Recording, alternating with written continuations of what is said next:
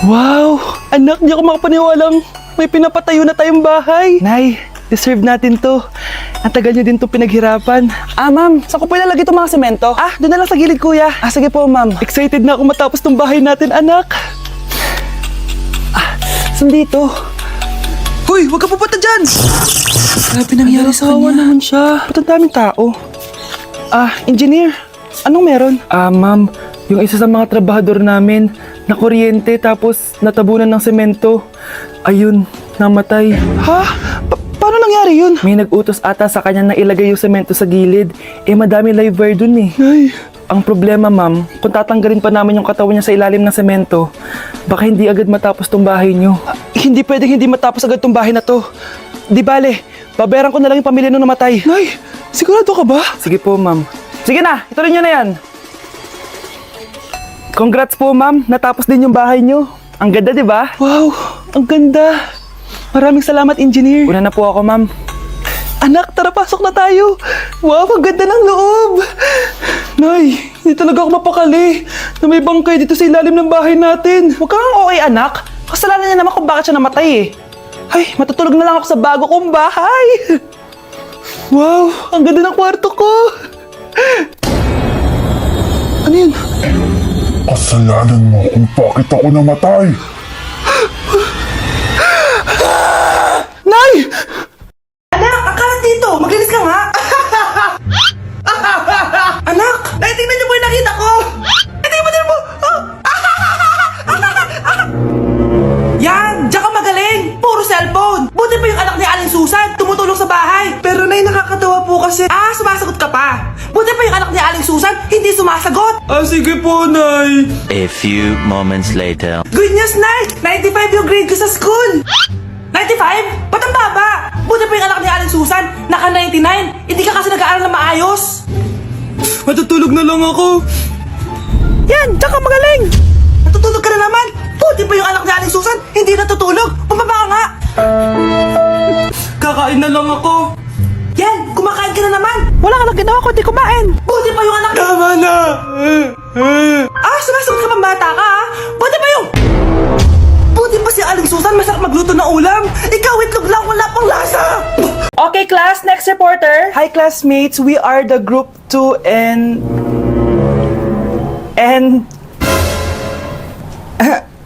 Scarlett, may nakakatawa ba? Our topic for today is... Our topic for Isa pang tawa, isi-zero na kita. Wait lang, ma'am. Saan pupunta yun? Nakakatawa yun, no? Ano, magpapatawa ka pa? Nagre-report ako, di ba? Gusto mo bang maging kwento, be? Joke lang yun, eh! Ang saya ng ginagawa natin, di ba? Subukan mo lang magpatawa ulit. Hindi mo magugustuhan yung gagawin ko sa'yo. Nay! Nay, hinuhuli ako ng mga tao sa labas! Ha? Bakit ka nila hinuhuli? Di ko po alam, Nay. Yung totoo, anong ginawa mo? May nasagasaan po ako, Nay. Ay! Diyos kong bata ka! Sige, magtago ka na! Sige po, Nay. A few moments later. Tao po! Ano po yun? May nasagasaan kasi anak mo. Nandito ba siya? Grabe naman! Kaso, wala siya dito eh! Para sigurado, pwede ba ako pumasok dyan? Sige! Sakit ang tiyan ko! O, di ba? Wala siya dito. Mukhang wala nga dito. Sige, alis na ako. Ano yun? Nandiyan ka lang pala, ha? Huli na kita! Teka lang. Ano ba nasagasaan niya? Nakasagasa siya ng langgam. Langgam? Seryoso ka ba? Bakit? May buhay din sila! May pamilyang naghihintay sa kanila!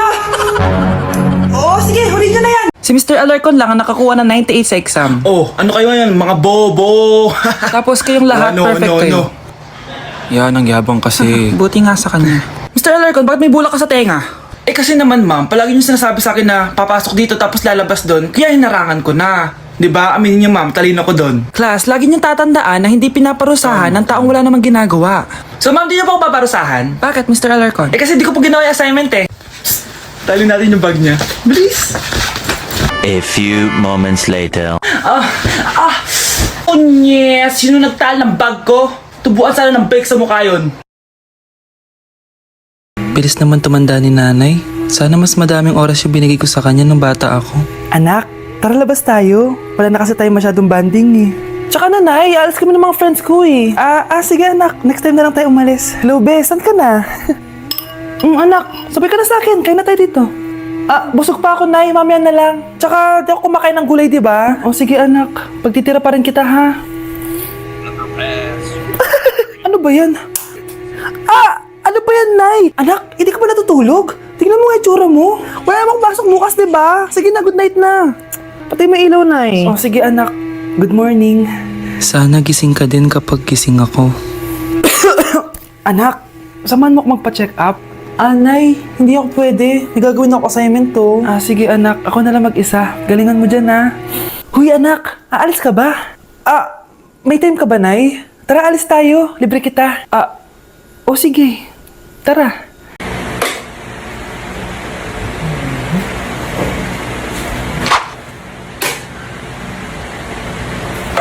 Wait, nabunot ko ba yung saksakan? Oo, nabunot ko pala. Wait, double check ko lang talaga kung saksakan ba to ng plancha. Oo, saksakan to ng plancha. Di talaga ako matatahimik. Picturean ko na nga lang. Be, may alcohol ka? Thank you Okay, class, bring 1 sheet of yellow paper. Hello, yellow paper. Okay, mag-start na tayo, class. Be, may yellow paper ka? Meron, be. O, eto.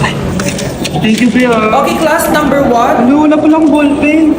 May ballpen ka, Be? Yung totoo, be, nag-aaral ka ba? O, eto. Thank you, Be, Bait mo talaga, Be. Okay, class, before we start pala, bring out your calculators. Nakalkyu.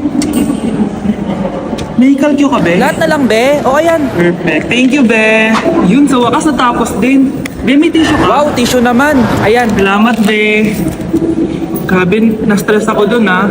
May salamin ka, Be? Meron, be. Ano pa kailangan mo? Grabe, thank you, Be, Pogi pa rin, ha. May suklay ka, Be? Wala. O, ayan. Ayun! Ikaw na talaga, Be. Best classmate ever. Wow! Piliin mo ang Pilipinas? Gusto to na yung piliin mo ang Pilipinas? Proud Filipina kasi ako. Di ba sabi mo kanina sa akin, ayaw mo na tumira dito sa Pilipinas kasi sobrang init. Tapos sabi mo sa akin, kapag nakagraduate ka, sa abroad ka na titira. Basta, gagawin ko pa din. Sige, post mo. Ako unang mambabash sa'yo. Napaka-supportive naman ni nanay. Ano yan?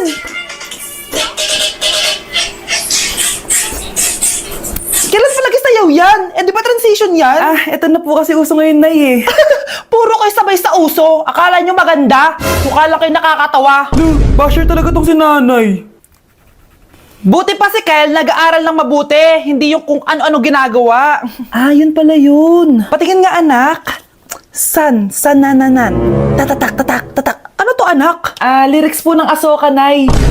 Puro kayo Asoka! Sanananan. Yak! Ang cheap naman ng uniform nila. Mukhang maasim. Walang class. 2025 na, Android pa din ang cellphone. Kahit siguro Messenger naglalag dyan. Ang ganda nga ng uniform, ang sasama naman ng ugali. Naka-iPhone ka nga, talo ka pa din naman sa ML. Ipabuhat yarn. Ang baho siguro ng classroom nila, no? Tapos nag-aagawan pa sa electric fan kasi wala naman silang aircon. Feel ko pinapalo sila ng teacher nila kapag nagkakamali sila. Ang boring siguro sa classroom nila. Mas masaya pa rin talaga sa public school, no? Balita ko, mga korap mga magulang niyan. Kaya madaming pera. May araw din kayo, men. Nakatikim na kaya sila ng steak? Feel ko hindi nila afford. Nakatikim na kayo ng pagmamahal sa magulang? Oh, sa pool! How dare you? Isang pitik ko lang, tumba ka na. Pipitik ka pa lang, tumba ka na. Tara na nga,